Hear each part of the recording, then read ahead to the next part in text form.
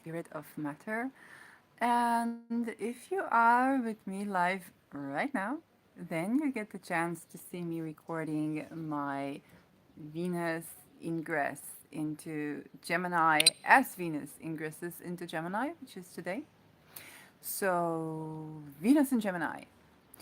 And I usually do looking at the chart of today. So this is a Jupiter hour on a Mars day. The ascendant is in Leo, which is my sixth house, so work. And the sun is exactly conjoining Jupiter. I already made the Jupiter Cassini video. It's out. Um, so you can subscribe and watch it.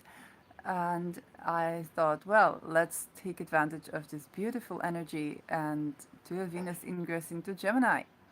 So I want to do this as Venus into Gemini natal and transit, so we can get the Venus in Gemini, and you can watch it also after the transit itself. So it's not going to be like the one I did for Taurus so much. So you can get a more timeless video that you can return to. Small value. Venus. So, Venus, beauty. Venus, and Venus, values. Venus, possessions. Venus, connections. Okay. Gemini is ruled by Mercury.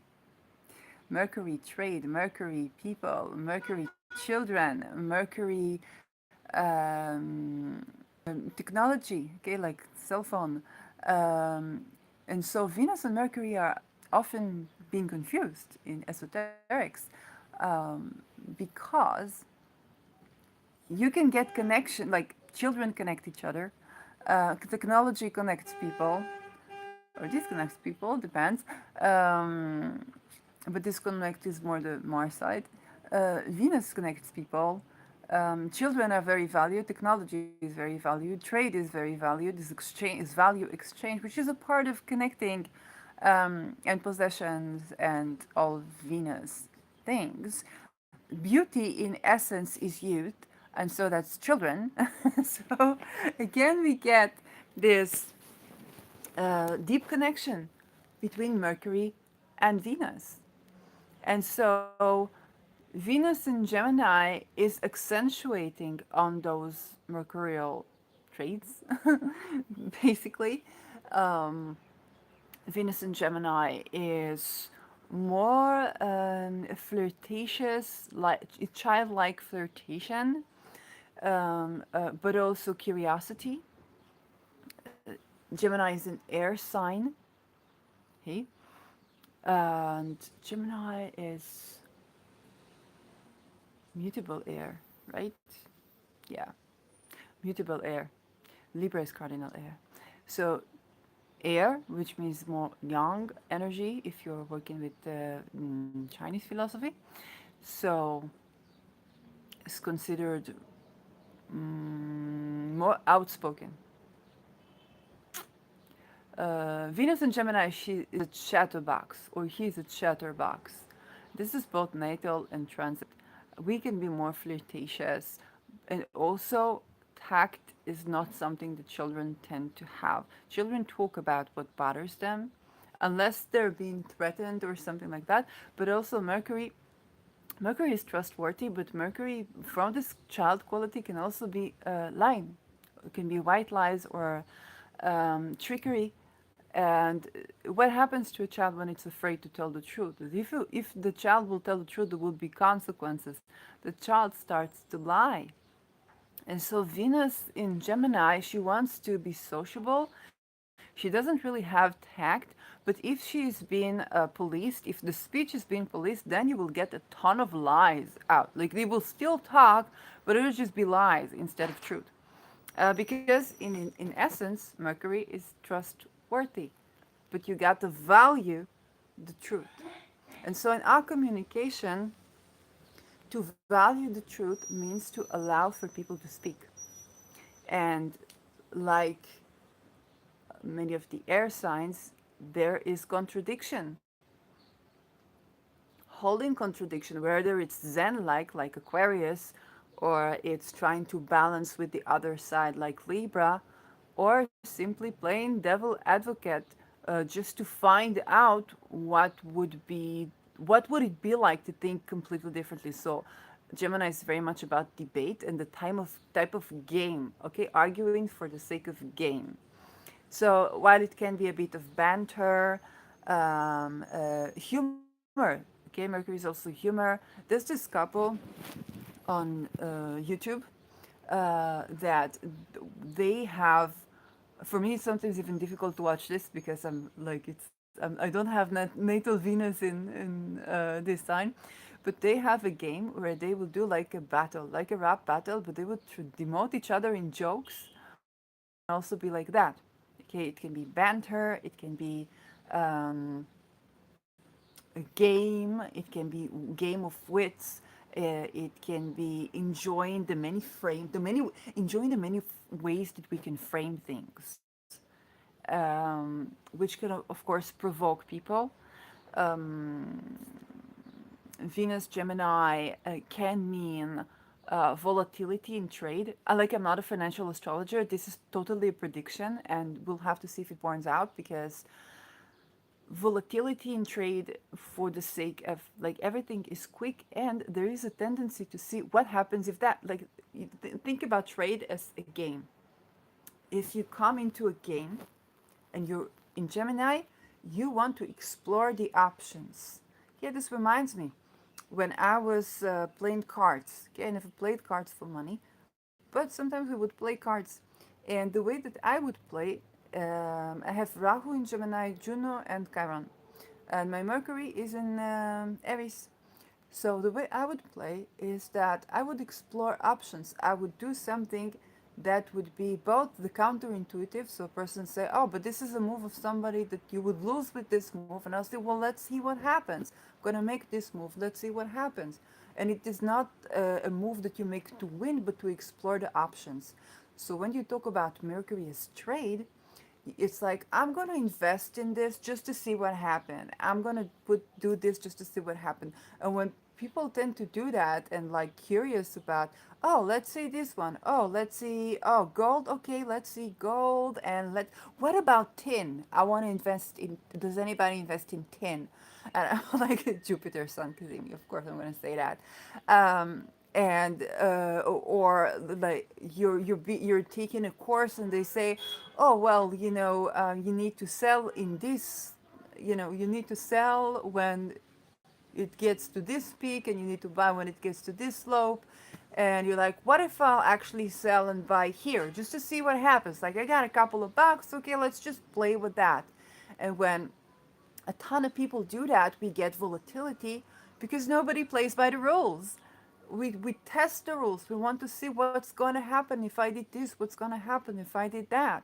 Um, and so that can be a place for a lot of innovation from game.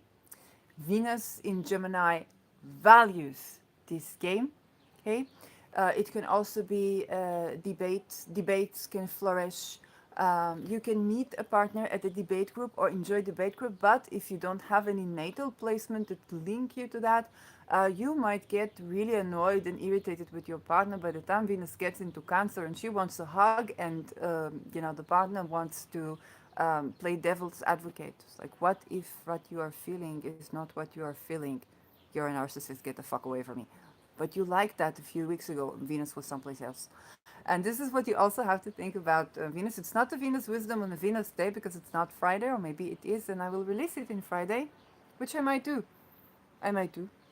Um, so, um, with Venus, if you have it in transit and you have a new connection or a new friendship, it's going to color what's going on. So at the time of Venus in Gemini, you can enjoy to be in debate groups. You can enjoy playing devil's advocate. You can enjoy playing to see the options, what's going to happen.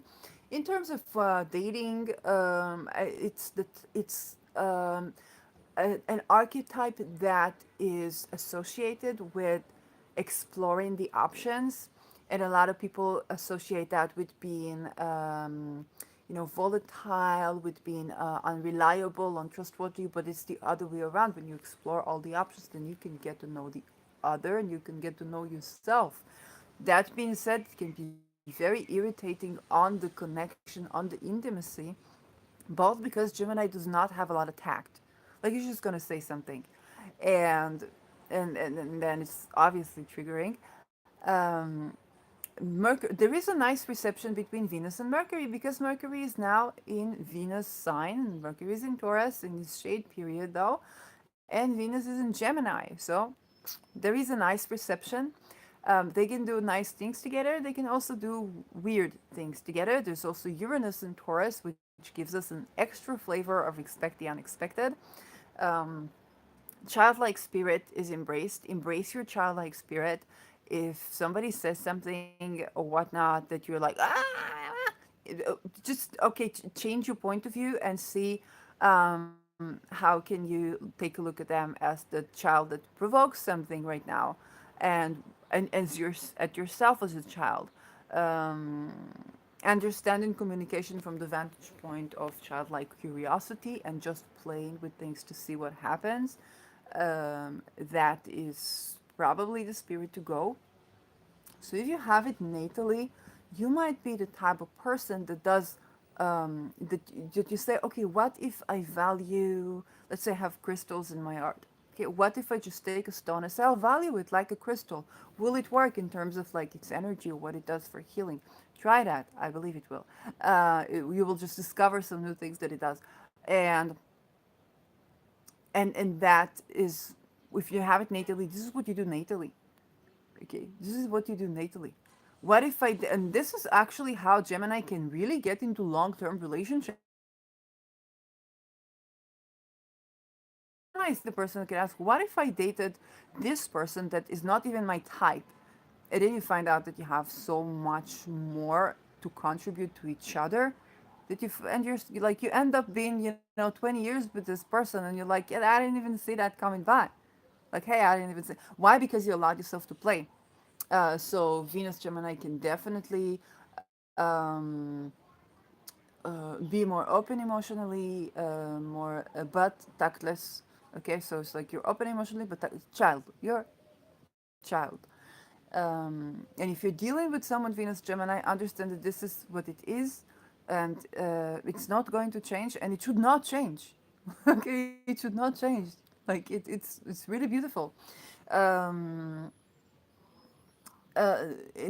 and Mercury is also the way we think, is the way we speak, and this can be a bit interesting because if you have it natally, then you might experiment with different styles of speech, which can get your the people around you like really really exhausted. Um, Different styles of argument, different styles of thinking, different styles of framing.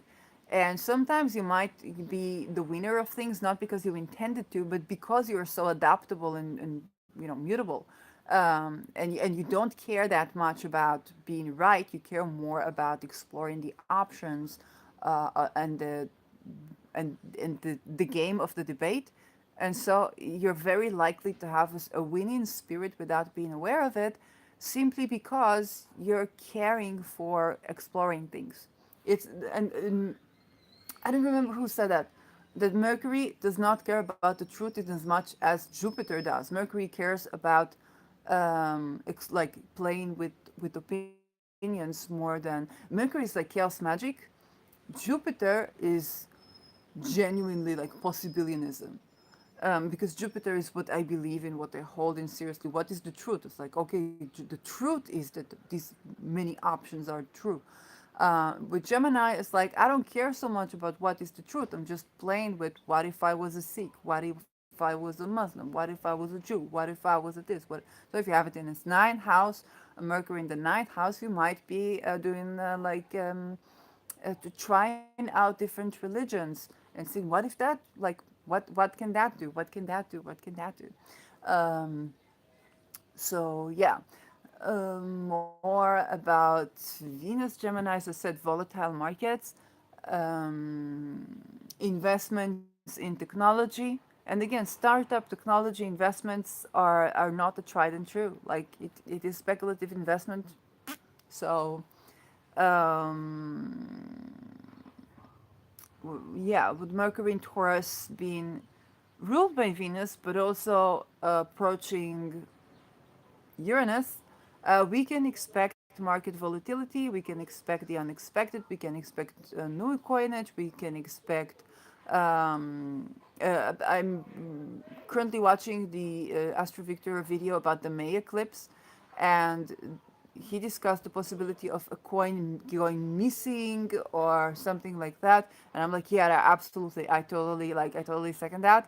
Um, so credit to Victor for his prediction, and I am absolutely supporting this. So during the time, and we were gonna also have Mercury retrograde. So things are gonna get confusing. Communications is confusing. Relationships are confusing.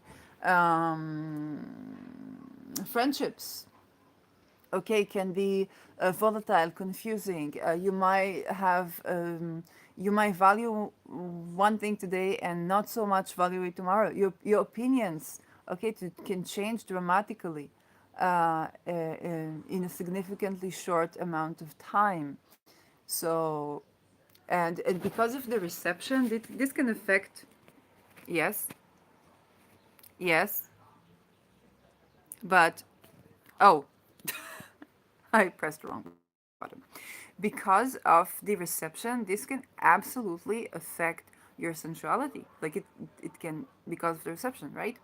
So what you enjoy, um, your sensual pleasure, the type of food you like to eat, the type of cars you like. Buying a car today can mean that you might think about it completely differently later. The type of vehicle you want to drive, public transportation, type of connections you want to have. They're changing and going through a bit of radical transformation, but from the Uranus effect. Your nervous system. So it can play out both ways. Both as your nervous system can be very volatile and affect your ability to experience pleasure, and exploring sensual pleasure as balancing your nervous system, because Mercury is also nervous system, Uranus even more so, like the electric part of it. So to balance the electricity in the body, you can basically explore sensual pleasure, and you can explore pleasurable food that is also tasty and nourishing, like a bit more oily food for some, and yeah. Anything more I predict with this? So a lot of a lot of foot in the mouth, like a lot of people saying something totally tactless. Okay, a lot of people being so honest, so open, and it's refreshing because Venus ruling Taurus and Libra. Like Libra is an air sign, but still, Venus ruling the Libra can be trying to hide things because of the attempt to be diplomatic, to balance, to have like they will argue if it isn't etiquette to argue, or if it balances the room to argue. They would agree if it balances the room to agree. Gemini would just explore the options. Like they don't argue on an etiquette, they just argue. Um, and it's important to understand that what people say now is taken in a spirit of lightness, and you can't really, like, I wouldn't I wouldn't put my money where my mouth is just yet. And this is so important because usually we want to put our money where our mouth is, and we want to associate people who put their money where their mouth is. But there are benefits to not putting your money where your mouth is. Okay, I don't know about gold, and then instead of putting my money where my mouth is, some person in the comments or in some other video can say, "Oh, but gold is so and so. Oh, but this is so and so, and oh, but this is so and so." And I'm like, "Oh, wow, this is a great idea." And then after the transit, I'll be like, "Oh, maybe I should put some money in gold. Maybe it's about how we mine it. Like, I don't know." Um, and there's this good attribute of not making the steps right yet, or if you play with the money knowing that you are playing with the money, uh, if you are the type of solid investor at this time, I totally would like it's, you probably know this already. You probably know the markets already, because you know, if you're fixed more, then you know, not like, there's a saying in finances, I should not be affected by the mood of the market. The market is not affected by my mood. But this time the market is affected by your mood, because the mood of people is, we want to play, we want to speculate, we want to see what happens if we do this, see what happens if we do that. um, and that creates a lot of noise and chaos and noise in the economic system. Also, in terms of, it can be whatever. Venus is also to beautify things. So we might want a more design in our cars, more design in our technology. I think about Maserati as a very Venus oriented car brand, because it's made in Italy and it's all about the um, elegance. And also, it doesn't drive too fast. Maserati is not, the most of the Maseratis, they are not a race car. It's an elegant car that goes slowly. Relative, it can go fast, but it's not like a race car. That is more about the experience of the details, of the luxury, of the fineness. So, Feinschmecker sozusagen. Um, and and we might want our technology to be this way, exploring the many colors that things have.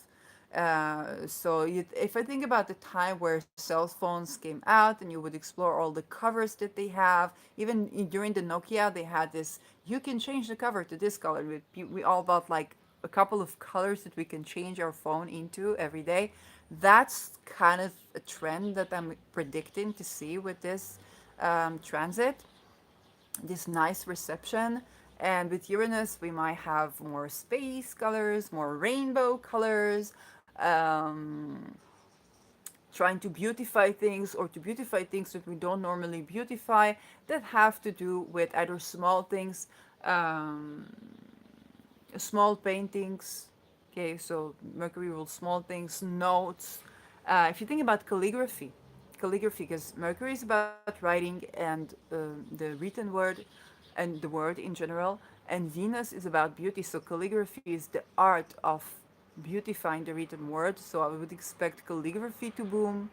I'm probably gonna have my shorts being adjusted to it, because you say a word and then the algorithm fits to you. So calligraphy.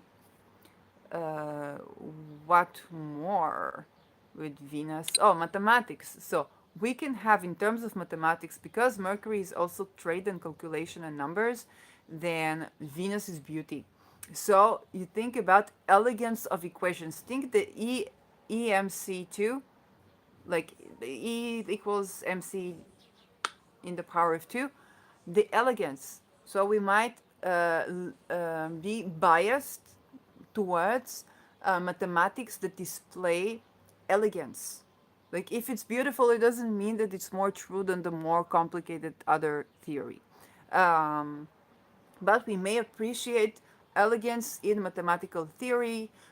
We may want to see beauty, but we can also see the beauty in mathematics. So a lot of people that are not usually interested in mathematics can find new interest in mathematics now, because they see the beauty in it, and they see how mathematics portray the beauty. So the mathematics of beauty, the equation that govern the relation between things, they are being, you're attracted to that, because Venus is also attraction. You're attracted to exploring these things right now, even if you're not particularly, even if, like, I have dyscalculia, but I can appreciate the beauty of an equation, or the beauty of the theory that, or the beauty of the adequation of a model to what it signifies. So that's another topic of discussion. Aesthetics, and here it's not going to be philosophy of aesthetics, more like praxis, skill. Mercury is also skill. So if you talk about beautifying things, so people can study makeup, or especially, I'm predicting nails. Why nails? Because Mercury is the hands and the fingers. And usually, what you can we can think about hand creams, but also the style of the nails that they build nails and they have technology around this. So maybe there's going to be even new technology around how to do your nails, stuff like that. Like really, um, although nails is also Saturn, but definitely hands, how to beautify your hands, or maybe people wearing rings that are with, you know, like beautifying their hands in some way. I think about the Leonardo da Vinci paintings where the hands of the Madonna were always like very big and they were like in this kind of composure. So hands, people might be attracted to hands, to fingers, yeah. So that is another pop up, whether in natal or in transit. If it is natally, then it's probably speaking to you. If it is in transit, what you may find is that it's transient. Okay, it's not gonna last forever, but it's gonna have its value for the while. So that depends on your natal Venus, that depends on whatnot. And that is not only for relationships, it's also for things that you buy. And you might be very quick to buy things simply because you want to try it on. Like you really want to try new things. Especially you have to have something to do with beauty and something to do with technology. Mercury is also Hermes, so alchemy. A great time for trying out new types of astrological talismans. So, like, what if I made this pillow a talisman? What if I made this hat a talisman? What if I made this lipstick a talisman? And so on and so forth. And then, there is a bit of a fuck around and find out in with this sometimes. But that is the spirit of the times. What you are doing right now is not necessarily what you will be doing forever because Gemini is mutable, there is a necessity to change. How, what, like you don't know, or even to understand that we don't know that we don't know. Um, yeah, what will Venus be encountering in Gemini? Well, she's going to slowly begin to apply to square Neptune. So at the time of the Venus square Neptune, uh, you like it's good for art. That's all it's good for. It's good for art. That is all it's good for. Okay. Venus is also music. So writing lyrics, learning to play a musical instrument is great at this time. Buying a musical instrument that might be actually beneficial at this time. If you're not like buying the piano that is going to be in your home, and this is probably a good investment, but mind yourself. Um, yeah. What else is Venus encountering? She will be. Oh, she will be. So we said she's squaring. She's going to square Neptune. She's going to sextile Aries. So she's not gonna. Is she gonna sextile Jupiter? I think not. I think Jupiter is moving to Taurus way before that. I think Jupiter is moving to Taurus in May 16, and we are. Where are we? April. She might sextile Jupiter. And yeah, for the transits, yes, I'm really trying to calculate it by heart right now. So Mercury is already in Taurus, Mars is in Cancer, it's too near, Saturn in Aquarius. It's just going to no, Saturn in Pisces, Pluto in Aquarius. Well, she's trying in Pluto now, and that I believed I already talked about in my previous Venus in Taurus, and I mentioned this one. So she's going from the trine to Pluto to the inconjunct. From the trine to the inconjunct. Um, so that's her cycle. So things have been good with taboos. Talking about taboos, arguing about taboos, exposing taboos, and then should, towards the end of her passage with Gemini, she's going to begin to run into inconveniences that she didn't know she had, and then she'll just have to deal with that until the opposition. So, which will happen when Venus is going to be in Leo and she's going to be retrograde in Leo this year. So, um, it's very difficult to predict what will be the inconveniences when you're very comfortable. Right now, Venus is very comfortable with power, very comfortable with exposure. But then there's this, we're going slowly towards the inconjunct and then towards the opposition. So there is something to confront, but right now we're comfy.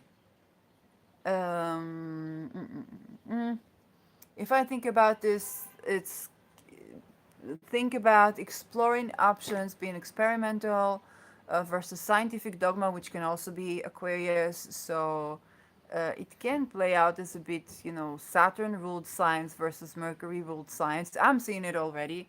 Like, there's gonna be a confrontation.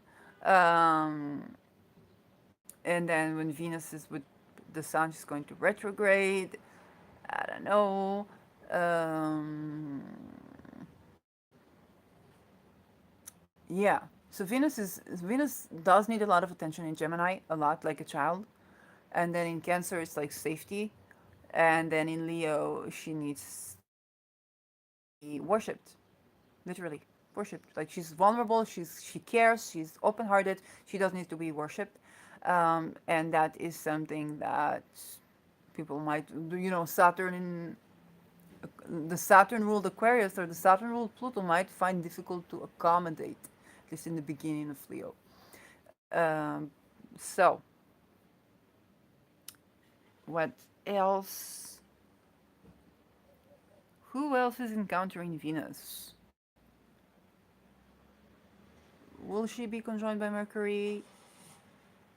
I, no, because Mercury is retrograde. Moon, Sun, we've allocated that. So sextiling. She's applying to sextile the Sun and Jupiter. Or not. No, she won't get to the sextile. So yeah, she seems pretty lonely. I need to do another episode where I show you the screen because this is mainly for the natal and transit of Venus in Gemini. So this is timeless. Like you can watch it except for the reception part, you can watch it like forever. Um, but the particulars of what Venus is going to do in Gemini, and yeah, I don't know. Like she's not she doesn't seem to be doing much. She's going from the trine to the inconjunct with Pluto. Um, she's squaring Saturn, so yeah, she's applying to square Saturn. That is that's a time to tend to both Venus and Saturn. Um, but it's like a conflict. Like she's going from the place where she trines Saturn to the place where she now begins with the square, and she's heading towards a trine with Saturn. So now there is discord, but she's heading towards actually alleviating this discord. Um, so Saturn Pisces, it can be arguments among artists, among people to do with technology, and they have in a Discord. There's criticism. It's like, hey, it's like don't stand there and be beautiful. You also need to be doing this. You also need to be doing that.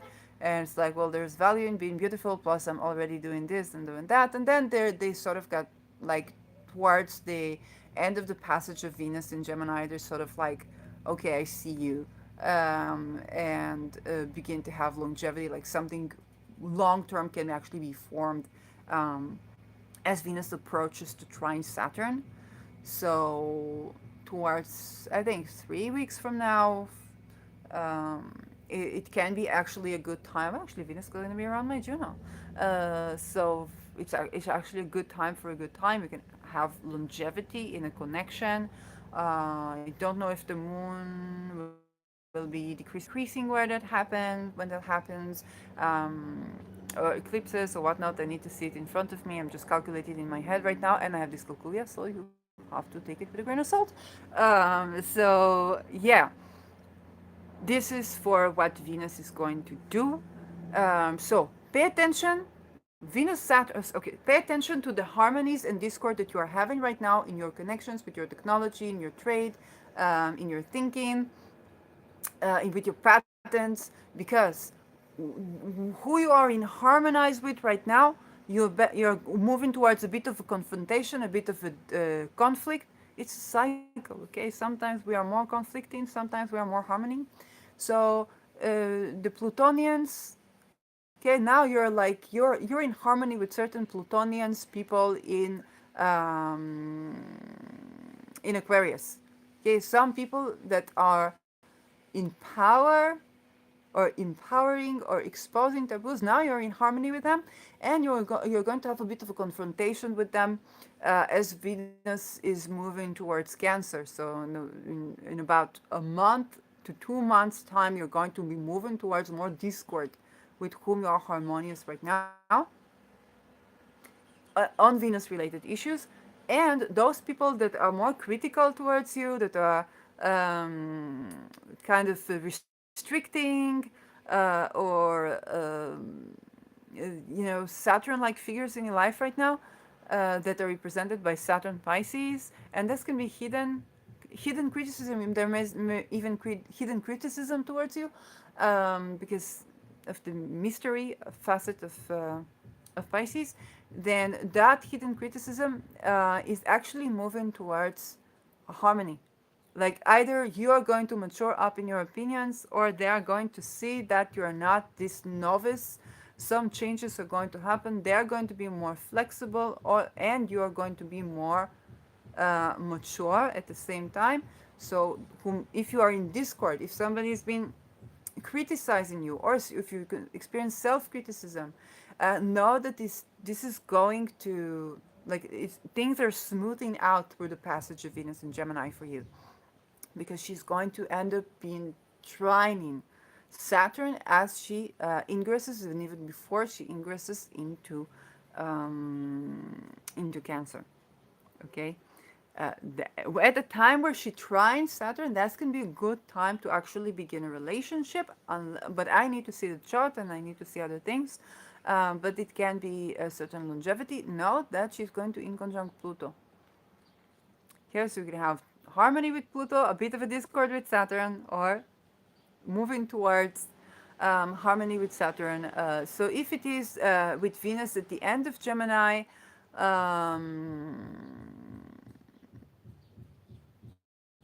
yeah, no, maybe in the middle decan of Gemini, so you're kind of like you're seeing Saturn, and you're seeing Pluto, but you are in non-attachment with these planets. Then kind of like middle decan Gemini. When Venus is in middle decan Gemini, then you may have more less restrictive experiences that are also transformational.